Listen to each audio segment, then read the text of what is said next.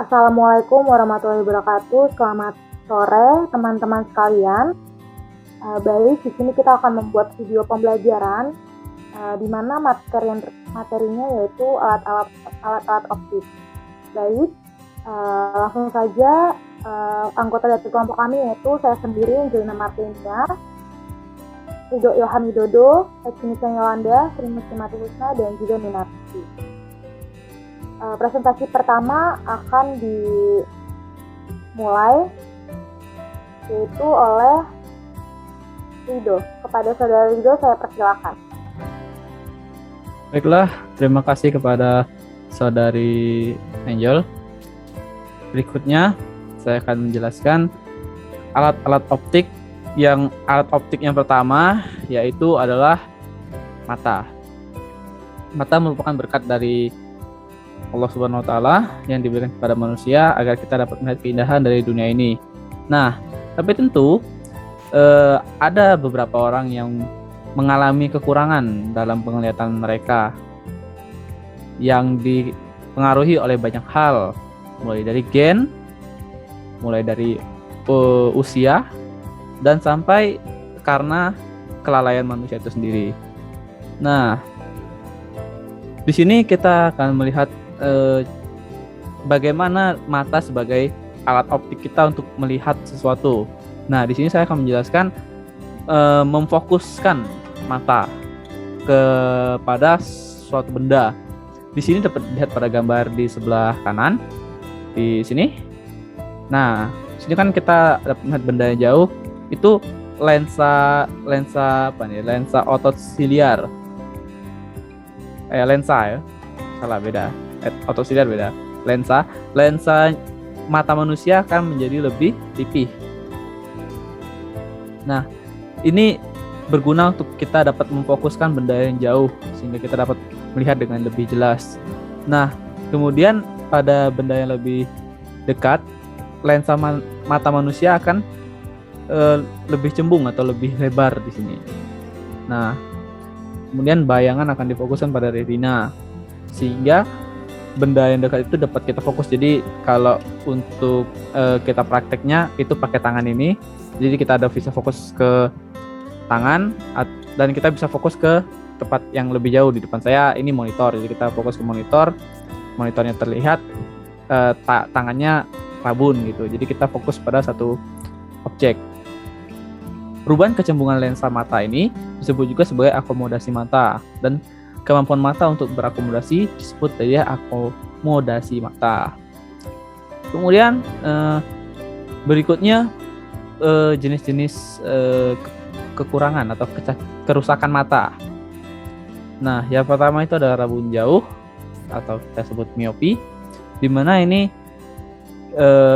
kesulitan manusia untuk tidak dapat melihat benda yang jauh. Tidak dapat lihat pantulan apa ya?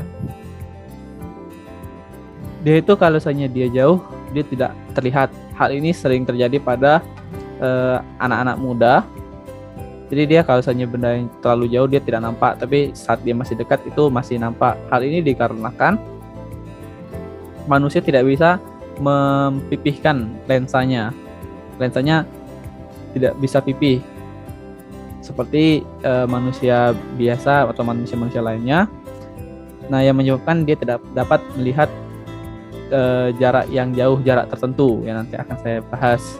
Nah, alat bantu untuk penderita miopi ini adalah kacamata dengan lensa cekung, sehingga membantu orang yang mengalami sakit miopi ini dapat melihat benda yang lebih jauh dengan bantuan kacamata. Nah, di sini ada kekuatan lensa penderita miopi itu kan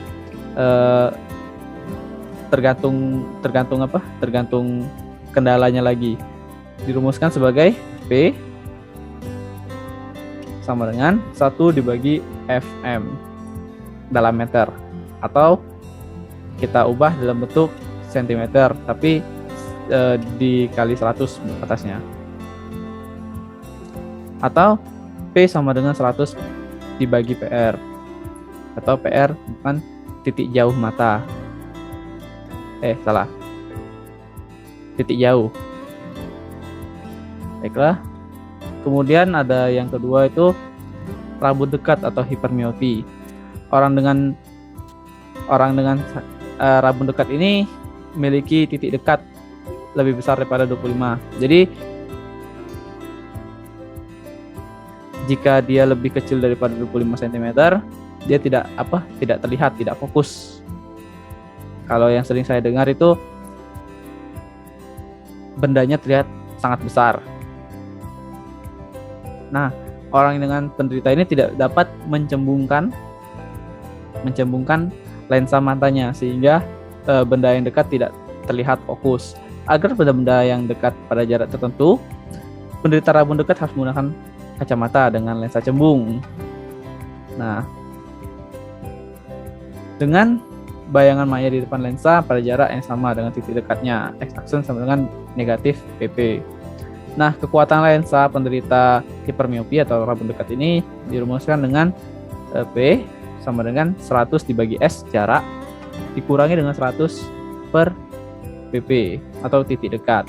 Atau bisa juga dituliskan sebagai P sama dengan 4 dikurang 100 dibagi jarak dekat atau titik dekat. Baiklah, selanjutnya akan dibacakan oleh saudari Niken mengenai masih aku kan nih? Akan lanjutkan kepada saudari Niken. Pada saudari Niken saya persilahkan.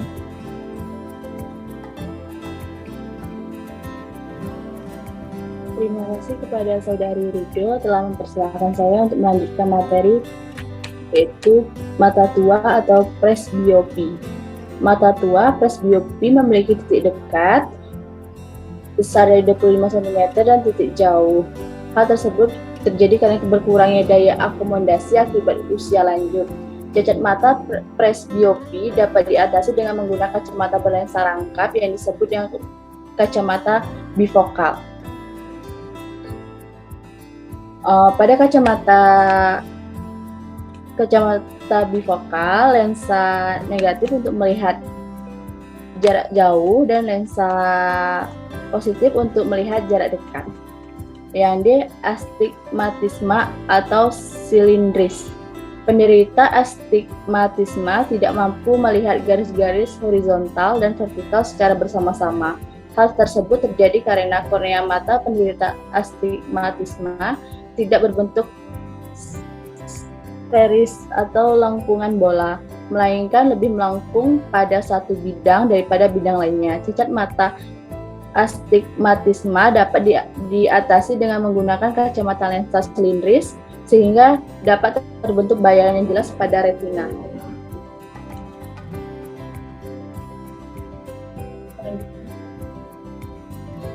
Selanjutnya yaitu jenis lensa optik yaitu pada kamera.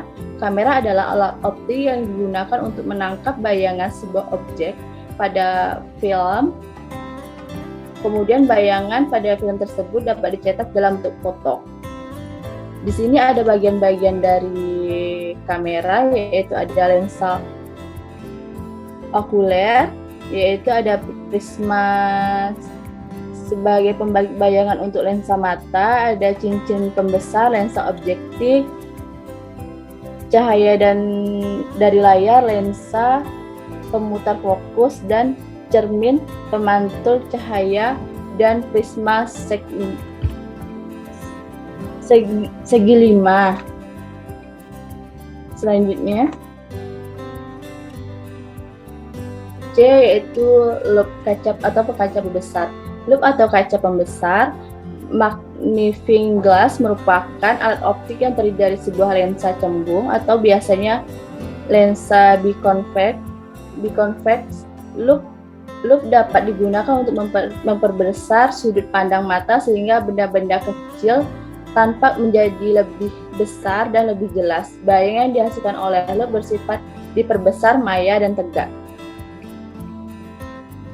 Materi selanjutnya akan dilanjutkan oleh saudari Minarsi. Kepada saudari Minarsi saya persilahkan. Baik, saya akan melanjutkan presentasi dari Saudari Niken.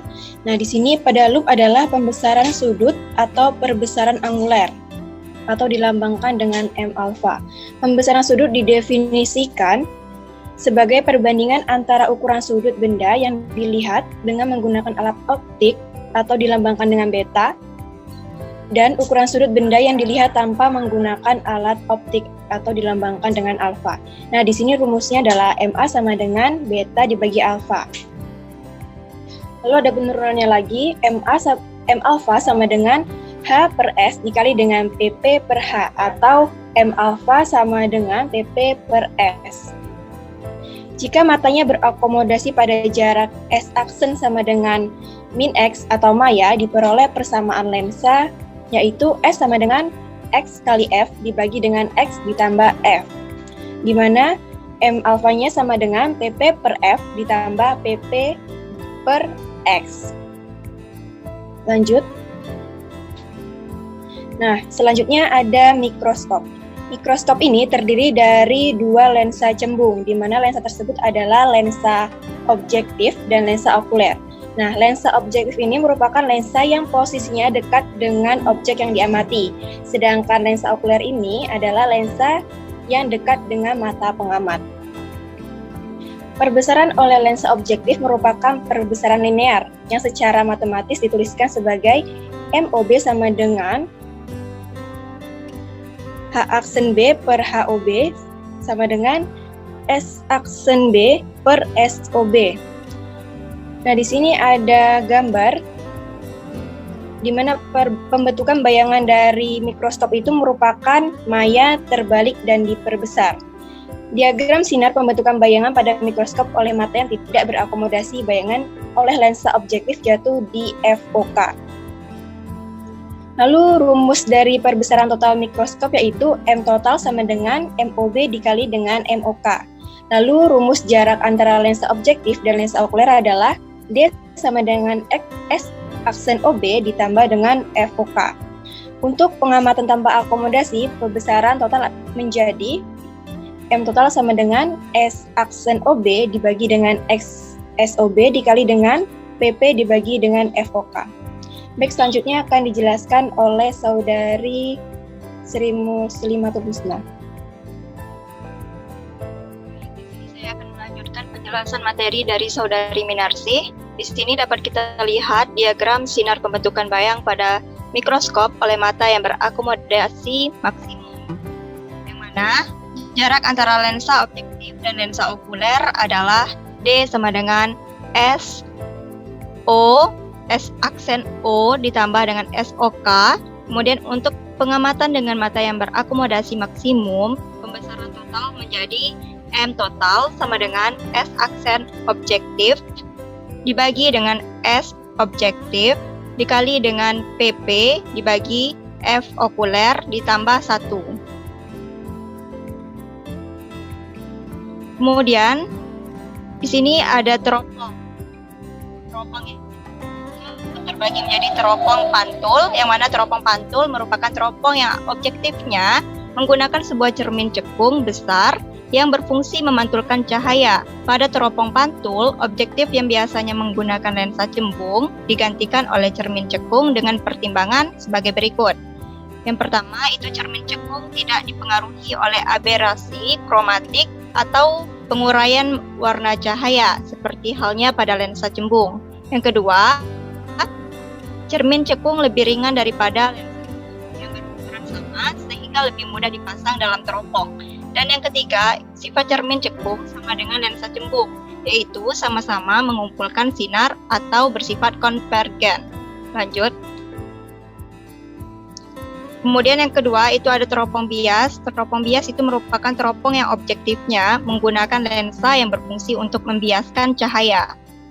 Teropong bias ini terbagi lagi menjadi teropong bintang. Teropong bintang terdiri atas dua lensa cembung.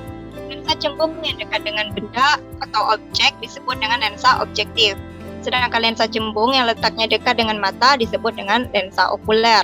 Jarak fokus lensa objektif lebih besar daripada jarak fokus lensa okuler. Bayangan yang terbentuk yaitu nyata dan terbalik tepat tepat di fokus lensa objektif. Dapat kita lihat pada gambar sebagai berikut. Kemudian, untuk panjang teropong atau jarak antara kedua lensa itu dapat dirumuskan dengan D sama dengan F objektif ditambah F okuler. Kemudian, pembesaran sudut untuk teropong, semua jenis teropong itu dirumuskan dengan M alfa sama dengan S aksen O dibagi dengan SOK. Untuk teropong bintang yang digunakan oleh mata tanpa berakomodasi dapat dirumuskan dengan M alfa sama dengan F objektif atau jarak fokus objektif dibagi dengan titik fokus atau jarak fokus okuler.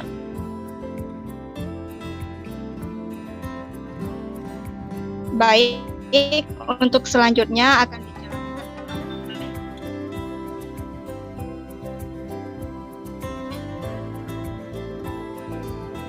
itu Angel. Baik, terima kasih kepada Saudari Zisma. Selanjutnya saya akan menerangkan atau mempresentasikan yang tentang teropong bumi. Teropong bumi menggunakan 3 buah lensa positif, yaitu lensa objektif, lensa pembalik, dan lensa okuler.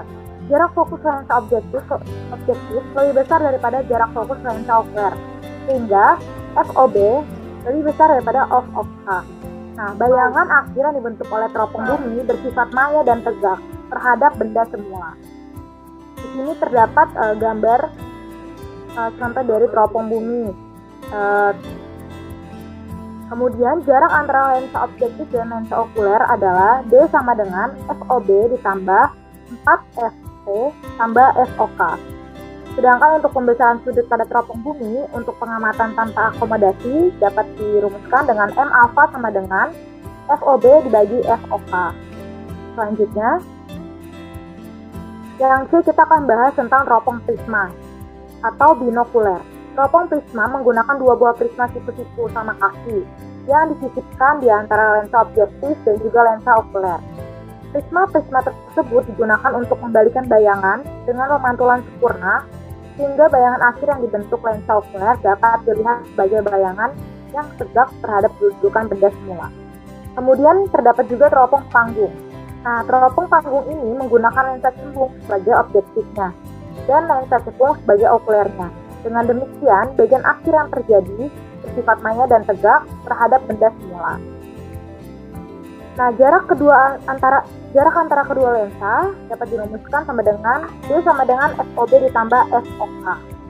Untuk pembesaran sudut pada teropong panggung, rumusnya M alfa sama dengan FOB dibagi min FOK.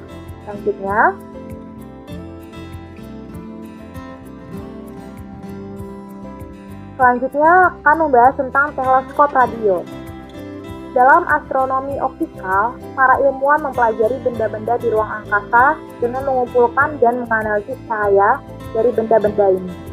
Mereka menggunakan teleskop optik. Dalam astronomi radio, para ilmuwan mempelajari benda-benda di ruang angkasa dengan mengumpulkan dan menganalisis gelombang radio yang dipancarkan benda-benda ini. Adapun jenis teleskop yang dipergunakan oleh para astronom disebut dengan teleskop radio. Nah, teleskop radio adalah bentuk antena radio direksional digunakan dalam radio astronomi. Jenis antena yang sama juga digunakan dalam pelacakan dan pengumpulan data dari satelit dan pesawat antariksa. Dalam peran astronomi, mereka berbeda dari teleskop optik dan bahwa mereka beroperasi di bagian frekuensi radio dari spektrum elektromagnetik, di mana mereka dapat mendeteksi dan mengumpulkan data tentang sumber-sumber radio.